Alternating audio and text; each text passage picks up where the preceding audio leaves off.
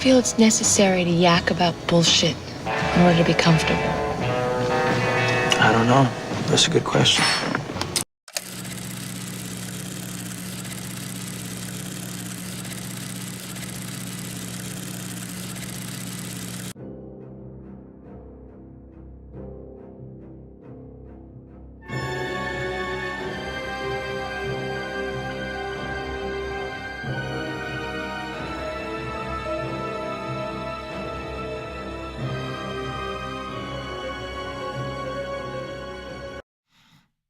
Welcome back, everyone. It's South of the Border. I'm your reluctant gringo, and yes, I know I started a little bit late, but I was reading this behemoth of a bill, and no, I did not get through all of it, which is why we're calling this part one. I promised you when the bill became public, I would read through as much as I could, and we'd talk about it and see about it. And yeah, it's a Republican tax bill, and some of the numbers in there kind of scary, kind of throw you off. There is a lot stuffed in this bill within just the first 300 pages that I read. Now, I told you before when we first discussed this bill a few days ago that the draft that they released was only 389 pages long. And I said, this thing's going to be 1,000 pages before it even gets released. And of course, it's over 1,000 pages long. So yes, it got released this morning because why? Well, the Republicans tried to vote it out of committee. And guess what? It failed. Why? Because the hardcore conservative Republicans, right-wing conservatives said no. Why did they say no? Well, they said the cuts to Medicare weren't enough. Maybe they weren't enough, but they didn't take effect sooner rather than later. So they want these cuts sooner. And we're going to get into some of those cuts. And there's some generalities after reading through this bill that I kind of have to really preface this whole thing with is that, I'm not one to just kind of go crazy and say, it's a Republican bill, let's vote for it. No, I like to read these things and exactly see what's in them because some of the stuff is just outrageous. Some of the things we're going to read is outrageous, especially when we get to the defense portion of it, which I was able to read. I read through the farming and agriculture portion, which has got to do with a lot of trade, a lot of subsidies for farmers. Now, listen, that's the one section I'm not going to discuss that I did read. So out of the 350, 400 pages that I did read, there's about 70 pages there that I skipped because I'll be real honest, there's a lot of things that I do know. When it comes to farming subsidies and states and things like that, that's something I want to be more familiar with before I start speaking on and talking out of my ass. So I don't want to do that with any of you here. Here, let me lower this actually here. Better picture. Hey, all right. So, but definitely there's, it starts out with food assistance. Now we're going to get into it. But I welcome all your comments. A lot of people are going to feel differently about these things, but here's a few of the generalities, or one of the big generalities that I found while reading through this bill, or two of the big generalities. One, we all know that one of the main priorities of the Trump administration, and again, you can agree, you can disagree, that's fine, is the curbing of illegal immigration and the money spent on illegal immigrants. This bill is loaded. So when we talk about, when the Republicans come out and they say, we're saving all these billions or trillions of dollars, a lot of that is being put in place by putting in regulations and rules that if you do not meet certain requirements of citizenship or residency or some other waiver that the government has allowed, then you are no longer allowed for that assistance. So illegal immigrants are getting cut out of the picture big time with this Republican tax bill. And this tax bill has a lot of things in it that will last 10, 11, 12, 13 years. Some of it doesn't sunset until the next decade. Well after, I think maybe, we've had maybe 1, 2, even 3 presidential elections by that time. So a lot of the cuts you're going to see is that. Now, the other part of it is it looks like there's a restructuring. They like to use that word restructuring. I call it cuts. In social safety net things like SNAP. SNAP is the first thing that the bill actually has in it. And I was like, oh, okay, they're addressing food safety, food security, people who are poor, can't afford food. They're addressing all that. And I'm like, oh, they're addressing all that. And the way I read it may be different than you read it, but it looks like they're reducing SNAP benefits or they're recalculating the SNAP benefits. So they're not getting rid of SNAP benefits altogether. So that'll be the first thing we hit.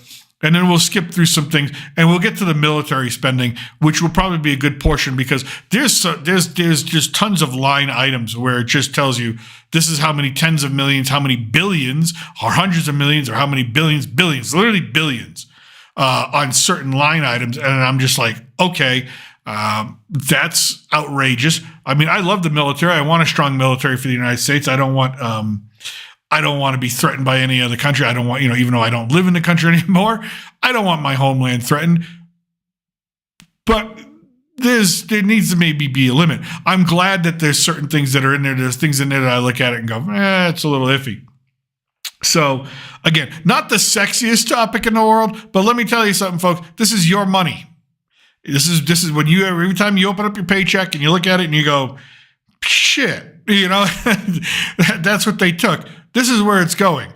There is a lot of student loan stuff in there, so it seems like their war on higher education is continuing.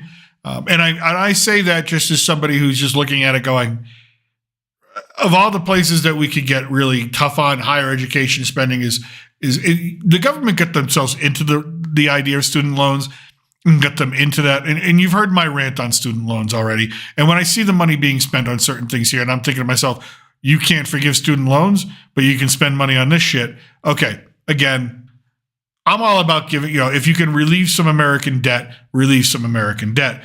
Now I go back, I'm a historian, as you all know. I'm a political scientist. That's where my degrees are in, where my postgraduate degrees are in. And I go back to when we look at this bill, I go back to the closing speech, the last speech that President Eisenhower gave when he left office. And of course, he was one of the first, if not the first official Cold War president. And he warned that there was a military industrial complex growing in the country that would have an undue influence, whether sought or unsought, on American democracy. He wasn't lying. This guy was in charge of all the forces of the Allies against Germany, against the Axis powers during World War II. The guy knows what he was talking about. He was the leader of NATO. He was president of the United States. He was the leader of all the army. He liberated Europe. He defeated Nazi Germany, all right? The guy knows what he's talking about, or knew what he was talking about, So when a president comes out and says, this military-industrial complex, where it seems like it's in every facet of every portion of American life, is going to become a threat, is going to overtake American democracy and American government, he wasn't lying. And we're going to see some of that. So with that, let me just get this up and running here. Now, first of all, like I said, let's just get to the news article first. If you pardon me here, I'm a little slow. I am a little slow. I was up late. Again, cursed my son for saying, you should try playing Oblivion. I sat down to play Oblivion yesterday, and I'm like, look down at my watch. It's like, it's 3:00 in the morning.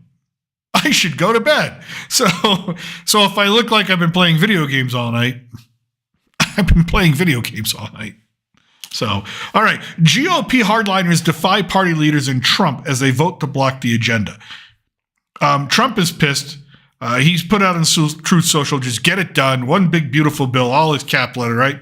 Now, again, the big story is his Middle East trip, and he's, gotten trillions of dollars to invest in America. Now, we're not sure exactly what those trillions of dollars are going to invest in, right? We don't have all the details, but good for him. I think that's great. It took President Biden 4 years to amass $1 trillion worth of investment in the United States. It took Trump 3 days to get over $4 trillion. So awesome. But the devil's in the details. And until I see the details, I'm gonna say, great job, Mr. President. And I really do mean that. But I do want to see the details of where all these Middle East oil dollars are going. So now, Speaker Johnson, he forced the vote to see if we can get this bill out of committee and onto the House floor where they could vote on it and hopefully pass it. It failed. There are about 4 or 5 really conservative Republicans. One of them I know because he's one of my congressmen from Texas, Chip Roy, voted against it because they are demanding, and here it is, demanding more spending cuts from Medicaid and from federal clean energy programs. And we'll get into that too. We'll touch on that because the bill does address the last big, huge bill that was sort of a little bit of a fiasco, the Inflation Reduction Act, which was passed by the Democrats and President Biden. All right. So the bill is still stuck in committee, but because it got voted on, it's literally public right now. They had to post it, right? And it is over 1,000 pages, like I said. And it's head-breaking to read some of it. So a core of right-wing Republicans had warned Speaker Johnson and his leadership team, both privately and publicly, that they plan to oppose the vote in the House Budget Panel meeting on Friday. But GOP leaders took the gamble and went ahead with the vote anyways. I think they really wanted to see where they stood. I think they wanted to see who exactly is going to vote against this and really are they going to go against Trump and what are they really looking for? So the no votes were Ralph Norman of South Carolina, Chip Roy of Texas, Josh Breachine of Oklahoma, and Andrew Clyde of Georgia, and Lloyd Smucker of the great Commonwealth of Pennsylvania. Their opposition enraged many of their fellow Republicans, many of whom have spent months helping to draft the bill, which includes trillions of dollars in tax cuts and a big boost to the U.S. military and to national security. Oh, believe me, when you see these numbers, that's an understatement. Largely paid for by overhauls to federal health and nutrition programs and cuts to energy programs. Yes, you're going to spend someplace, you got to cut someplace else. Where'd they cut? They cut in those places. That's not a lie. That's not fake news. I've read those portions of the bill. So there you go. So let's get into the bill. And I know this is, just bear with me as we look at this stuff because it is what it is. It's a tax bill. It's a tax bill. All right, let me just minimize that.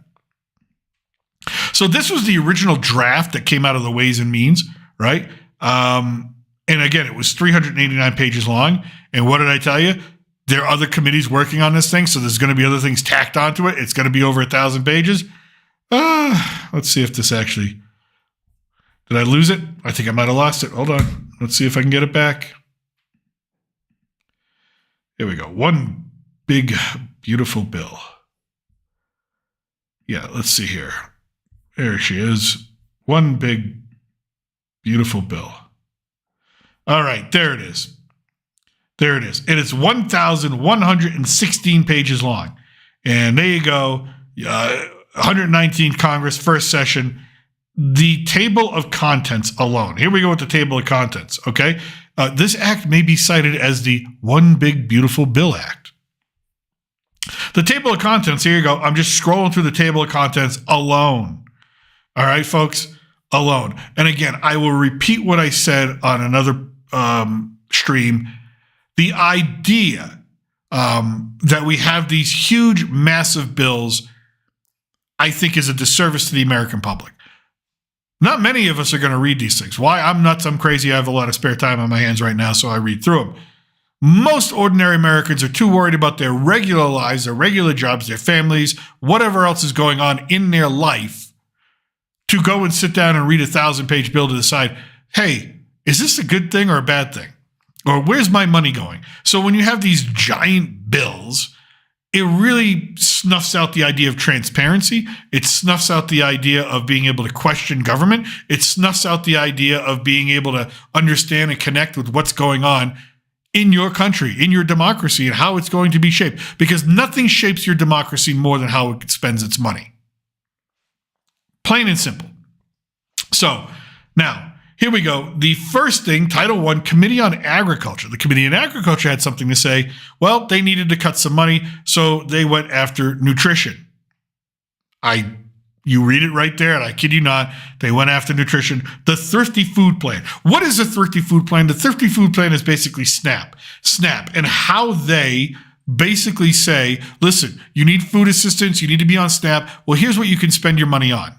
Here's the healthy stuff that you can spend your money on. By the way, we're only going to allocate you certain amounts of money to spend on. So they've restructured what they consider a family of four, what percentage they get as far as what they need. It's really, I mean, right down to like how many grams of protein do you need and all that stuff, right? That's what a thrifty food plan is. So you can cut a lot of money if you decide, well, the thrifty food plan means the diet required to feed a family of 4 persons consisting of a man, a woman, 20 through 50, a child 6 through 8, and a child 9 through 11 years of age, based on relevant market baskets. Market baskets meaning they go out there and they try to figure out what's the cost of food, the average cost of food around the country or within a state, within a certain area, and that's where you get your money from, right? Well, they've put percentages to that, and the percentages are a little bit lower. And of course, we all know inflation is still a thing, right? It's come down a lot, but it's still a thing. Food is still more expensive than it was. And the last time they actually recalculated all this stuff was 2021 and during the Biden administration, where they increased some of the allocations for SNAP. All right. So for one person household, 30%. So the secretary shall make household size adjustments based on the following ratios of household size as a percentage of the maximum 4-person allotment. So if you've got a 5-person household, a 6-person household, a 7-person household, sorry, you're only going to get counted for 4 people. All right. So 30%, 55, 79, 100% for 4-person, 119, 143, 158. As you can see, you don't really get that great of an increase. Be careful what you spend your money on. That's basically what they're saying. So these are cuts to the program, to the nutritional program, and it's meant to save millions of dollars. It's meant to save millions of dollars, as well as we talked about the immigration issue. Cost neutrality, we're going to get through all that. This is all just blah, blah, blah, blah, blah. Able-bodied adults. Okay, so if you're an able-bodied adult, this makes sense to me, okay? I'm an able-bodied adult. I could go get a job if I needed to get a job. Therefore, the government shouldn't have to give me assistance. All right. So if you're an able-bodied adult without dependents, you have work requirements where basically say, no, you don't qualify for this anymore. Now, there was a lot of that during the pandemic. There was a lot of that post-pandemic. And so they're getting rid of that. Okay, fine. I can get on board with that. I really don't want to get on board with the cuts, with inflation and food prices being so high, with food deserts being prevalent in America in certain inner cities and things like that. I think this is not the place to cut. I think they could have maybe done some of these requirements and cut a little bit, but again, cutting that much to it, there's hungry people out in the world, folks. We're the richest country in the world. There shouldn't be hungry people in the world. We shouldn't, as the richest country in the world, we shouldn't have to make decisions. Now, or people shouldn't have to make decisions, or there just shouldn't be people out there looking for food. Pregnant women are exempt from these things. Currently homeless people are a veteran. If you're 24 years of age and younger, was in foster care, you're exempt. So, okay, they kept those exemptions in. Those are Biden era exemptions, which again makes sense. Excuse me. Able-bodied adults without dependents waiver. You can get waivers for certain things, okay? Again, Biden era things. Again, the Democrats, if you cut all that, the Democrats weren't going to get on board anyways, and it's hard enough getting all the Republicans on board, all right? So hopefully they're trying to maybe snag a moderate Democrat here and there. This one was interesting. And we'll get to that in a second. Standard utility allowances, which goes with SNAP, which goes with social safety nets. But again, within here, you have to be a citizen. All right, here we go. Exemption. You have to be medically certified. Okay, that's the able-bodied adult. But yes, they will be adding in later on, down in the bill, the idea that you must be a citizen to receive these benefits. Okay, so they're going to try to eliminate those people who are not citizens, who are considered illegal aliens, and eliminate those. And that's how they plan to save some money. But again, they're also saving money by cutting money from ordinary, everyday Americans who need this assistance. And there's plenty of people out there that need this assistance, right? And I know the thing is like, the government shouldn't give handouts. Government gives handouts to businesses all the time. Why not give it to everyday Americans, right? I'm a Republican. I'm a conservative, right? I'll tell you, the thing I hate the most is handouts. But I'll give handouts more to people and individuals who are in trouble and in need before I start giving them out to businesses that made bad decisions. It's just the way I feel, okay? And if you want to argue with me on that one, I can just go back to 2008 and let you know how over $2 trillion of your money was transferred from the coffers of the federal government, and they printed it and they sent it to big banks who basically said, great, we can give ourselves bonuses now because that happened. So there's precedent there. I didn't like it then. I don't like it now. But I'm more empathetic towards people who need help than businesses, okay? Now we got the able-bodied. Here's something interesting. It used to be, I guess, if you were a part of the SNAP program. Now, internet, we all know that internet is you need the internet nowadays, right? You really, I mean, imagine, could you live without the internet now? I used to do it as a kid. I couldn't do it now, right? When I was a kid in the 80s, we didn't have the internet. We had TV Guide, right? That's how we figured out what was on TV. I had 3-4 channels. When we got cable, we had like 50. I was like, oh, this is amazing, right? No such thing as the internet, right? I needed to go look up a book or look up a fact. I had to go to something called the card catalog in the library, right? And if you didn't know what the card catalog was, or the Dewey Decimal System, good for you. You didn't have that pain. Okay, so now there was, during the Biden administration, they said, listen, we know the internet is expensive. It really is. Paying for internet is expensive in the United States, all right? It just is. Paying for data, paying for this, paying for installation. It used to be, in the last few years, that if you were part of the SNAP program, well, yeah, having the internet would allow you to do a lot of things that maybe even help, like if you've got kids, they need to do homework, right? You need to have internet most of the time for that. If you want to look for a job and get off of SNAP, you need the internet, right? So they allowed a lot of the things that you would be charged for by having internet access to be deductible, right? You know, whether it's the installation fee, the different fees or different weird taxes that you see when you get your internet bill. You're like, why am I getting charged for that? Like, what the hell is that tax, right? So, and these are pennies, right? Dollars, a few things here and there. And in some cases, you could make tax deductible your internet bill because you're on SNAP and you need that assistance. Fair enough. Okay. But that's going away now, folks. Okay. So that's how they're saving some of this money. So when they say we're going to save $5.5 trillion, there's some people out there that are not going to have internet and they're going to have to go sit in the parking lot of a Starbucks and hopefully grab a weak signal to be able to do what they want to do. That includes kids trying to get their homework done. It's a real thing. All right. Not everybody has, if you're sitting there and you got high speed internet, I got high speed internet. Not everybody has friggin' high speed internet. All right. It's a luxury. It's a luxury. So here we go. The restrictions. They're putting restrictions, right? And taxes and fees charged to the household by the provider that recur on regular bills. The cost of modem rentals, the fees charged by the provider for initial installation shall not be used in computing the excess shelter expense deduction. Because if you're on SNAP, you have a shelter, you hopefully have maybe you're in a studio apartment, you're all crammed in there. Fine, at least you're out of the weather, right? But there are parts of SNAP which allow you to deduct money because you're so poor, you're trying to pay for rent, you're trying to pay for this. So all the things that come with rent and come with living in a domicile, they try to help you out with that. All right, that goes away. That goes away, folks. So that's how they're saving some money. So the first thing that they do in the Republican tax bill is they start cutting certain things out of the social safety net. Once again, I agree that the social safety net has a lot of waste, a lot of fraud, a lot of abuse, a lot of excess that it not necessarily needs to be there. However, I think we need to be more careful with what we cut and how we cut it, just looking at the long-term effects. Administrative cost sharing. So this is for the states, okay? So whatever of the 50 states, there's a SNAP program there. They have a cost sharing with the federal government. Well, this bill is basically saying we're not going to share the cost as much as we were, which is around 50. We're going to make it 25%. And the rest of the state has to come into. Well, what does that mean? Well, states don't have as much money as the federal government. Well, guess what? The states are going to have to take their own budgets and cut SNAP benefits. That's just the way it's going to be. So it's a cut on states. It's a cut to the benefits that's not really coming from the federal government, but it's a cut coming from the federal government. So it's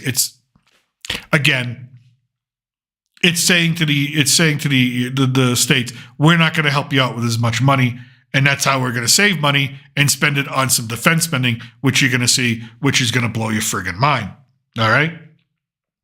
Changes to the Food and Nutrition Act of 2008.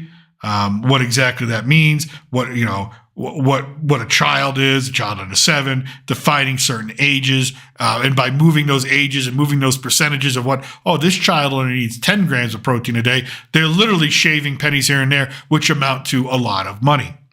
All right. A national accuracy clearinghouse. Again, it seems like a good idea, and I'm okay with this. All right. If you're looking for assistance, you need assistance, and you're getting it from one place, You shouldn't be double dipping at another place. That happens a lot. It does. It's just a reality. It's a fact of life.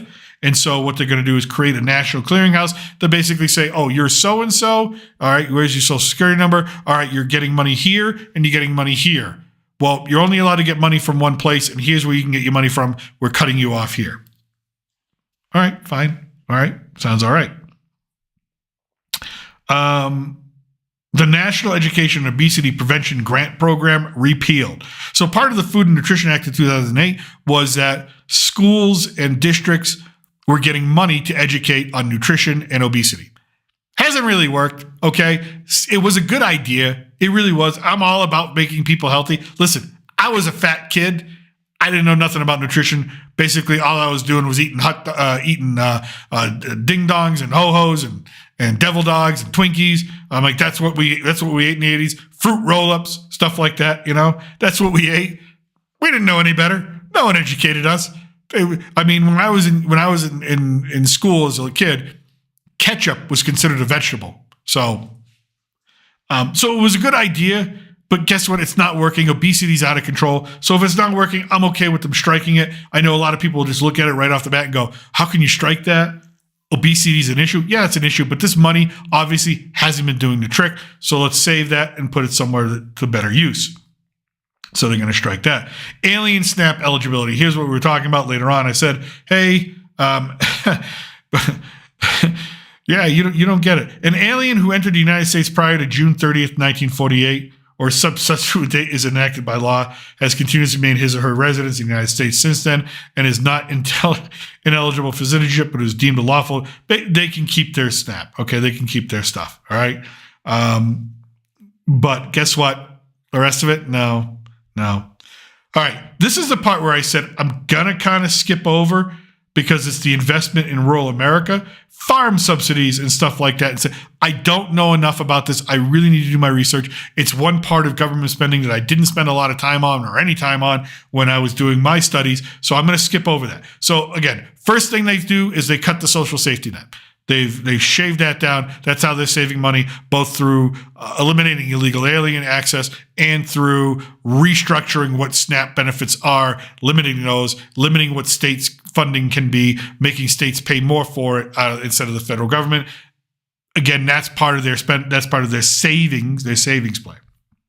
Okay, now this goes on. The farmers portion goes on for about 70 pages. All right, and I'll try to be as accurate as possible. Disease prevention, forestry. Again, stuff I've got to. Here's the big stuff. Here we go. This is the fun stuff. The Committee on Armed Services. It must be a hell of a lot of fun to be on this committee because all you do is friggin' spend money. I don't see them saving money on anything. Nothing. All right. So here is for the next about, 80 pages, the military spending for the United States. Now, listen, folks. Again, I said I'm a historian. Nowadays, they'll start to scare you with like China. They got a bigger Navy. They got a better Navy. They got a bigger Air Force, better Air Force. There's a gap. There's a Navy and Air Force gap between China and the United States.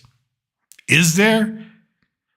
If you're not old enough to know, you're not old enough to know. But if you're old enough to know, you remember Nixon and Kennedy when they were running for president. One of the big issues of the day was there's a missile gap between the United States and the Soviet Union. We need to build more nuclear missiles. We need a bigger arsenal. And that's what they ran on. And they scared the shit out of people. And that's one of the issues that got people to vote for them. Like, I'm going to build more missiles, and we're not going to have this missile gap with the Soviet Union anymore. We're going to have a strong military. And then guess what? The reality, folks, was we had something like 20,000 nuclear missiles, nuclear bombs in our arsenal at that time in the late 50s, early 60s, when they were saying there's a gap. Do you want to know how many bombs the Soviet Union had at the time? In reality, 4. What's to say that this isn't the same lie, the same modus operandi, again, to get us to think we need to build all this shit and we need to build all this new stuff and we need to, have all this spending, right? And what again, Fool me once, shame on me. Fool me twice, fool me once, shame on you. Fool me twice, shame on me. But let's get into some of this spending because it's outrageous. Again, I want a strong military. But the fact is, we have a Defense Department that can't account for $1 trillion during its last audit 2 years ago. Literally, they're like, yeah, $1 trillion? We don't know where it went. We don't know where we spent it. We don't know where it went. We don't know what it paid for. We don't know what it didn't pay for. No clue. None. $1 trillion. But student loans, screw those people, right? Okay. So this is good. Like, it starts out good. Like, I'm all for spending $231 million for the restoration and modernization of the Marine Corps Barracks 2030 initiative. Yeah.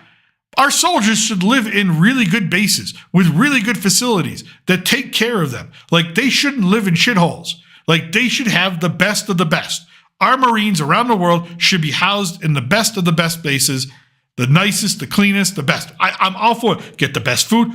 There ain't nothing wrong with it. So far, I'm all in. So far, I'm good. All right.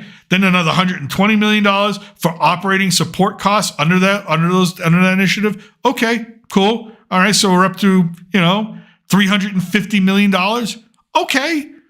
I want the Marines to be cool. I want them to be comfortable because those are the motherfuckers that are going to go out and shoot at people and get shot at when the terrorists come. Okay. Or when Iran decides to pop off, or when Russia decides to, we've had enough. Let's just have that fight. Or when China decides to lose its mind, right? Those are the people, like, they should be as comfortable as possible. Cool. I'm all about taking care of the soldiers.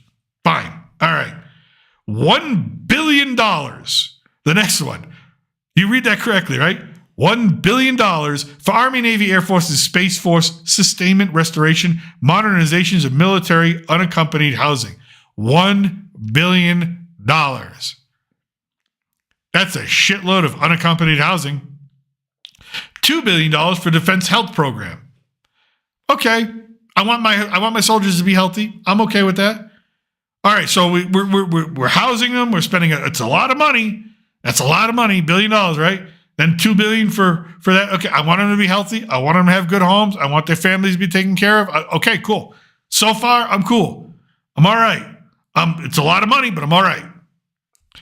Almost $3 billion to supplement the basic allowance for housing payable to members of the armed forces, notwithstanding Section 403 of the title. Oh, okay. All right, $3 billion more for some housing. Okay. All right, we're still in the housing. As long as it goes to housing and making, okay, it's a lot of money. A lot of homeless vets out there right now, but it's a lot of money. $50 million for bonuses, special pays, and incentives. Okay, they should be paid. I want them to be well paid. I'm okay so far. I'm okay. $10 million for the defense activity and non-traditional education support. Great. They want to take online courses, make themselves smarter. Cool. All right. I'm all about that. So far, I'm good. So take care of the soldiers. This is a good portion. I can get behind this. $100 million for childcare. Awesome. There are a lot of women in the military. They have children. Sometimes they need assistance. Cool. Awesome. All right. So far, I'm cool. $600 million to increase the temporary lodging expenses. Okay, more lodging expenses. Okay, you got to move. You got to do this. You get transferred. All right, get that. $100 million, Department of Defense impact aid payments for education. Good. Still more education. All about that. $10 million for military spouse professional licensure. Okay, great. We want our military people. If they got spouses, we want them taken care of too. All right. Only $6 million for Armed Forces retirement home facilities. We have all these. There's so many homeless vets out there. That's all we're doing is $6 million. We're giving billions over here. Billions. Can we throw the homeless vets something besides $100 million? That seems kind of cheap.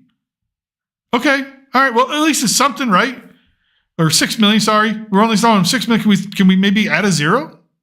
I mean, it looks like they're going crazy with the spending. You'll see later on. This thing goes on for 70 pages, and it's not all housing. Let me tell you, $100 million for defense community infrastructure. Okay, more housing, more bases. We want the bases to be nice. Okay, I get that. We don't want them falling down, crumbling. Okay, all right. We get more. All right, and it goes on. It tells you how the different language and all that. Okay, fine. All right, we know where the money's going. What's this? Enhancement of Department of Defense resources for shipbuilding. We're going to build some ships, folks. Listen, if you need a job right now, and I know it's really hard for people of my son's generation to find really good jobs. But if you want a job where maybe you have to use your hands, learn to weld. Like learn. I don't mean that as a joke. I mean, learn to weld. But apparently, we're going to build a lot of ships. And apparently, if you're looking to invest in money in the stock market, defense contractors, shipbuilders, looks like the way to go, because holy crap, they're going to get a ton of money. And a ton. I've read this, believe me. I know. If you got some money, you're like, should I invest in something? Did I hear Kanye's new song? He's totally like, I don't pay attention to Kanye, buddy. Readerman. I heard about it. I don't pay attention to Kanye. So here we go. $250 million for the expansion and accelerated training and defense manufacturing program. What does that mean? No one knows. $250 million for turbine generators for shipbuilding. I told you, we're going to build some ships. $450 million for wire production, machining capabilities. $492 million for next generation shipbuilding techniques. I told you, we're going to build some ships. You want to get a good job? Go build ships. $85 million for the steel plate shipbuilding industrial base, just for steel plates. $50 million for machining capacity for Navy propellers. $50 million just to make the propellers. Cool. Again, if this is where we're spending our money. $110 for rolled steel and fabrication. $400 million again for Navy shipbuilding. It goes on and on and on and on. $500 million for additional dry dock capabilities. $50 million for this, $500 million for that, $400 million. Again, this is all building ships. All right. This is the one that gets me. $4.6 billion. $4.6 billion for a second Virginia-class submarine in fiscal year 2027. What is that? That's this thing. All right. It's a nuclear attack sub with cruise missile capability. Apparently, we have one. We want two. Awesome. Next up. Oh, by the way, you thought that was expensive? How about $5.4 billion for 2 additional guided missile destroyers? Right? Can't feed the homeless. Can't, if you're on SNAP, you're going to get your benefits cut. But it's okay. We're going to have 2 additional guided missile destroyers because we need more nuclear weapons and more ways to deliver them. There's already 70,000, if not 80,000 nuclear weapons between us and the Soviet Union as is. We don't need any more. We certainly don't need any more vehicles to launch them from. All right. Another $1.8 billion for procurement of landing ship mediums. Okay. And it goes on and on. $2.7 billion for procurement of oilers. Another $500 million, 600. Again, it just keeps going. And we need another multi-ship amphibious warship contracts. Ship-to-ship connectors. Again, it just goes on. And we've already seen what we've cut, but this is where the money's going. Small unmanned surface vessel production, another $1.5 billion. $1.8 billion for unmanned surface vessel production. $1.3 billion underwater vehicle production. ROVs, things like that. Oh, here we go. $2.1 billion for San Antonio-class amphibious transport dock. $3.7 billion for American-class amphibious assault ship. So we're building ships, folks. We're building lots of ships because we think China's got a better Navy, and that's where we're going to spend our money. The hell with the guy who wants some food. Right? Again, I'm all about, I was okay with taking care of our soldiers, right? Do we really need all these ships? Do we really need another Virginia-class nuclear attack sub? Oh, we got one in the Atlantic. We need one in the Pacific. I guess. I don't know. I thought we had enough subs, but that's just me. And that's not the end of it. Integrated air and missile defense. Yep, here's our missile defense program. Star Wars, as we called it. Didn't work then, doesn't work now. But we're going to give $6 billion, another $2.4 billion, $7 billion for the military space-based sensors. This is lasers in space, folks. That's what this is.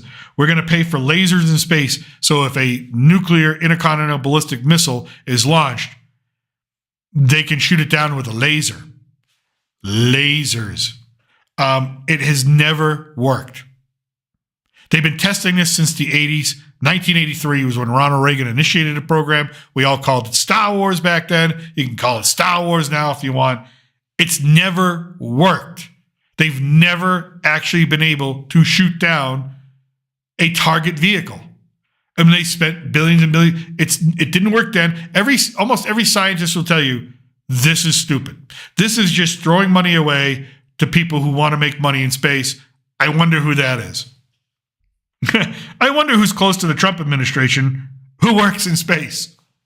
I wonder. I don't know. I'm just speculating.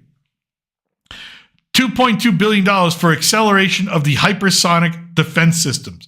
Well, the lasers don't work, so we're going to have hypersonic missiles to be able to shoot at the other hypersonic missiles and hopefully literally hit them in space, in orbit. Ridiculous.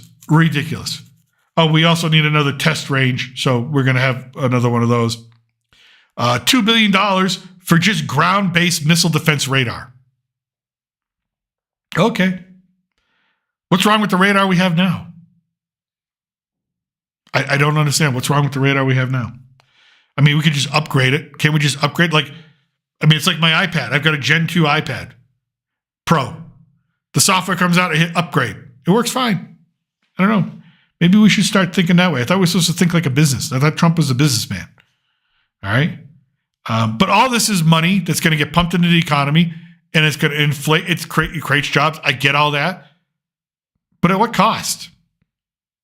At what cost? This is ungodly amounts of money. And it continues. And I'm not gonna read every single, but you see every dollar amount flashing there. Flashing. $1 billion for the expansion of a one-way attack unmanned aerial systems industrial base. $3.5 billion for grants made pursuant to the industrial base. So this industrial base actually costs $4.5 billion. Oh, wait a minute. No, another billion for that industrial base. So we're creating some sort of industrial base that's going to cost $5.5 billion. But sorry, Johnny, you want internet? You're too poor to have internet. We're not going to give you internet. You can't have it. Oh my God. $1 billion for next generation munitions. $2.5 billion for additional activities to improve the United States. Production of critical minerals. Okay, I'm okay, but they're gonna be a stockpile of national defense. So, okay. Missile defense again. Navy. Again, let me just scroll through all this here. I've read it, and some of the stuff is weird. The Space Force is in here somewhere, but acceleration of hypersonic strike program. Didn't I read this already? We're already given $1 billion. Now we're getting another $400 million. Oh crap. Okay. All right. Low cost what? Resources for scaling low cost weapons into production. I don't want low cost weapons. So okay. Low cost scaling, low cost weapons.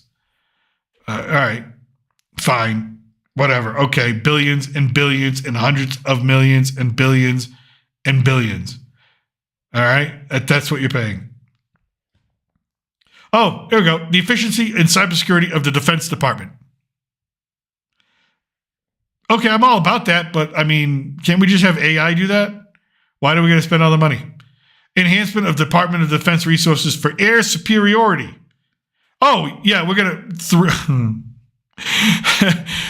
We need more F-15s EX. We need $3 billion worth. Oh, by the way, we also need $400 million to fix the F-22s. Okay. We're going to build this aircraft. We're going to build that aircraft for tens of millions of dollars. This one, that one. So we're just building planes, people. We're building ships and planes. I told you. It's because they're going to scare you for China. This one's fun. Enhancement of our resources for nuclear forces.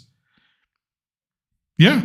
$4.5 billion because we need new B-21 long-range bombers. We need more of those. $1.5 billion for risk of reduction. But this is what the Republican tax bill is. $2 billion to accelerate the development, procurement, and integration of nuclear-armed sea-launched cruise missiles. We need more cruise missiles. We don't. We have 40,000 nuclear weapons right now. The United States has 40,000 nuclear weapons in some form of another. We don't need any more. We really don't. Meanwhile, we're telling Iran, you can't have one. And they're like, no, we want one. And I don't know. Maybe we shouldn't build more if we don't want them to have more. I don't know. Just basically, if you don't want other countries building nuclear weapons, maybe you say, hey, listen, you know what? We got enough. We're going to stop building. You stop building. Maybe, I don't know. It's a thought. It's a thought. $1 billion to accelerate the construction of the National Nuclear Security Administration. Didn't we already have one? Shouldn't we already have one? I think that's something we should already have, but apparently we don't. We need $1 billion for it. Indo-Pacific Command, all this money going to the South Pacific. Why? Because we're going to fight China. The next war is China, folks. It's us and China. That's the way it is. That's the way it is. $1 billion for offensive cyber operations. Why? Why are we? I'm okay with defensive operations. Are we attacking people through this cyber warfare now? Are we literally just authorizing it in the tax bill for $1 billion? It doesn't say defensive. It says offensive. I don't think we should be offensively attacking anybody with cyber warfare. That shit shuts down electricity. That shuts down hospitals and communication. That ain't right. I ain't on board with that. I think we should get rid of that. Give this money to Johnny so he can have his internet, do his schoolwork. Almost $1 billion for activities to protect the United States interests and deter Chinese Communist Party aggression through provision of military support and assistance to the military. Central government. Oh, Taiwan. $850 million to Taiwan. This one is fun. $4 billion for classified military space superiority programs. Are we building the USS Enterprise? Are we beaming up? Is this what are we doing? Again, and who do we know in the government that's close to Trump that works in space? Who needs maybe another $4 billion? Classified military space superiority programs. I don't like any of that. None of that sounds good. Why do we need to be superior in space? Can't we all just agree as a world to leave space alone? We've already cluttered it with enough junk up there.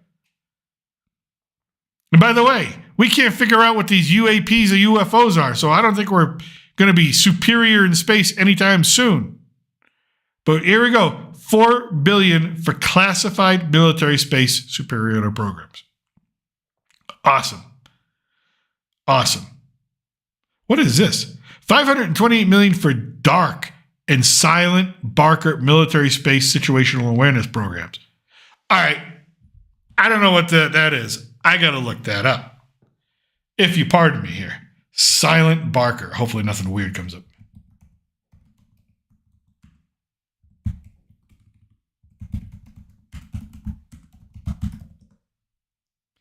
Oh. What the hell is this thing? Silent Barker. The Space Force expects its newest space observation satellites, Silent Barker, to be ready for initial operations early next year, according to the head of you. Oh, spy satellites. They're spy satellites. They're weaponized space satellites, the spy satellites. Okay. Excellent. Dark's going to be the other one, so we're going to have two of those. If you thought we were done with defense spending, we're not. Readiness of the armed forces, it just goes on and on and on. Oh, countered, basically, $5 billion so we can build up the military along the southern border with Mexico. I told you, we're going to, within 1 year, there'll be a war between the United States and Mexico. Well, the cartels, but really Mexico because we're going to invade their sovereignty. That's what this is for. We've already said we're doing hundreds of drone flights for intelligence and surveillance. We've already established 2 militarized zones along the border, one in New Mexico, one in Texas. We've already amassed troops and equipment there at the border. $5 billion more ought to do the trick. So welcome to south of the border, I guess. The tequila is good. Enhancement of military intelligence, $2 billion for that. Department of Defense oversight, no money for the oversight. No money given to oversight. We don't need that. And then the rest of this is just all planning. That is a ridiculous amount of money to be giving to anybody for defense when they can't even afford, they can't account for $1 trillion in their last audit. You're going to cut SNAP, you're going to cut social benefits, you're going to cut Medicare and Medicaid, you're going to put the burden on the states, and then you're going to spend all that money on the military. It just doesn't sound like a good plan. It doesn't sound like you're taking care of people, which is what you should be doing. But how are they going to pay for that? Well, part of it is they're coming for your student loans. This section here, and I'm going to be brief about this section because the last section we took a long time going through it all. Basically, it's just saying we're coming after your student loans. We are going, first of all, they're going to make it harder to get a student loan. They're going to make student loans less bountiful. Like if you need $5,000, well, you only qualify for $3,000. Good luck.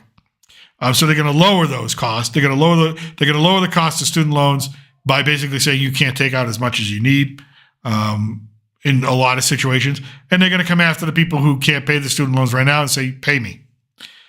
We talked about that. So they're looking to see, hey, there's $1.7 trillion out there that we can go get. Let's go get it. Let's go get it. And that's partly how they're going to pay for all this. That is the 104. That's near 148. Medicaid, we get to page 300. Communications and all that. Medicare. Let's see if it finds it. One big beautiful bill. Searching. Moratorium. Here we go. Moratorium implications of rules. They're going to monitor the physician fee schedule. So they're going to make that different. So they're cutting Medicare. You can see how many times Medicare comes up in this bill. It just goes on and on and on. So they're cutting Medicare. Again, a lot of that for illegal aliens. So that's what this bill has so far. Like I said, I've read the previous 300 pages. I've read this 150 to 200 pages. I'm going to continue to read the rest of it and figure out what's going on with it. But there you go. That's where your money's being spent. So social safety nets are getting cut. They are. They're getting cut. They're getting restructured. They're getting cut. It's going to hurt people. The military is getting a ton of money, ton of spending. And Medicare is getting cut. That's what they're voting on right now, folks. That's what they're trying to get. Hopefully, by Monday they hope to have it to the floor. It will not pass the Senate. This bill does not pass the Senate at all. Sorry, doesn't get past the Senate. There's too many Republicans in rural areas representing rural areas that are going to be like, no, we need this Medicare. We need this Medicaid. They're not going to allow that to happen. It's just not going to be allowed to happen. All right. Now, for something fun, or more fun than what that was. That was fun, but again, you want to be on a game show? The Department of Homeland Security, this is my final story of the day before I sign off. The Department of Homeland Security is considering a reality show where immigrants compete for citizenship. No shit, really? This isn't the Hunger Games for immigrants, says the producer behind the pitch. What asshole pitched this? Like, really? U.S. citizenship is now a game show prize? Is that what people really think of U.S. citizenship? Is that what the Trump administration is? They're really considering this. They're considering a reality type game show. I have a bunch of illegal immigrants, and one of them, at the end of the day, wins citizenship. What happens to the rest? Sorry, you get deported now? Is that like part of it? Like, da-da-da-da, get on the plane. This is stupid. This is dumb. And this is the lady running the show. This is Kristi Noem, who shows up at an El Salvadorian prison dressed in, designer T-shirts and a $50,000 Rolex around her wrist. And she's taunting the prisoners and illegal immigrants. I'm like behind her. I'm like, It's not a good look. This is not a good look. Listen, I want the Trump administration to succeed. I want every president to succeed. This is not a good look. The pitch for the proposed citizenship competition show comes from Rob Warsoff, a producer and writer whose credits include Duck Dynasty. Fucking figures. Warsoff, who emigrated from Canada, told the Journal that the show is meant to be hopeful and a celebration of what it means to be an American citizen. This isn't the Hunger Games for immigrants. Well, what the hell is it? He stressed that losing contestants wouldn't face deportation. Tell that to ICE. ICE is just going to be outside the studio going, all right, illegals, you didn't win. Here you go. It's like, this is not a good look. This is the Wall Street Journal reporting this shit. Oh, my God. What are we doing? What are we doing? Amazing to me. Amazing to me. But all right, it's been a fun hour, everybody. One piece of little kind of like just kind of take care of some business here. I did have to contact YouTube today. Because there seems like there's been an issue with videos being posted and notifications going out. It's a system issue, so if you're not getting notifications, I apologize. It ain't me. We're trying to fix it. It's a system issue. It's not just me that it happens to. It happens to a lot of people. So I do apologize for that. We will be starting a second channel where we do take our live streams and we do cut them up and make them evergreen videos. So look forward to that to sort of maybe alleviate that. But other than that, yeah, that's our political news of today. That's south of the border. That's how it is. I appreciate everybody jumping in and having some fun on a Friday. But with that, I'm going to sign off. I'm going back to Oblivion. Oh, I'm going to eat something. I'm going back to Oblivion because my wife's out and she's shopping and I'm going to play video games. That's what you get to do when you get my age. You get to play video games.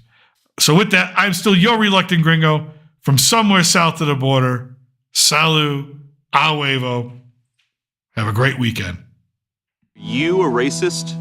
Do you hate Mexicans? So long, gay boys!